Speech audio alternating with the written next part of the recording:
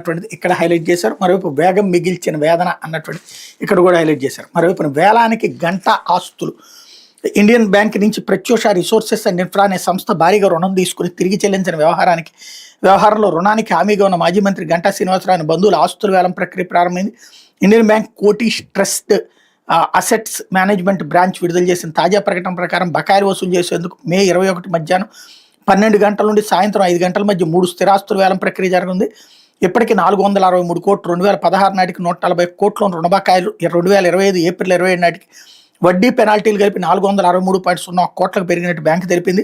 ఈ రుణాలకు గంటాతో పాటు Paruchuru Rajarao, PV Bhaskarrao, Paruchuru Venkaiah, Prabhakarrao, Kondaiah, Balasubrahmanyam, Narni Amulya, Pratyusha estates, Pratyusha global trade హామీదారులుగా ఉన్నారు.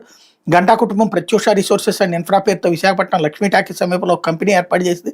ఈ కంపెనీలో యాక్టివ్ డైరెక్టర్గా గంటా సమీప బంధువు పరుచూరు వెంకటేశ్వర భాస్కర్రావు, ఆయన సోదరులు రాజారావు, వెంకయ్య, ప్రభాకర్ రావులు ఉన్నారు. విస్తరణ పేరుతో కంపెనీ డాబా గార్డెన్ శారదా వీధిలోని ఇండియన్ బ్యాంక్ నుంచి భారీ రుణాలు తీసుకుంది. ఈ రుణ బకాయిలకు సంబంధించి 2016 నుంచి డిమాండ్ నోటీసులు పంపడం, వేలం ప్రకటనలో రిజర్వుదారుల పెంపు మాత్రమే జరుగుతుండగా వేలం మాత్రం జరగడం లేదు.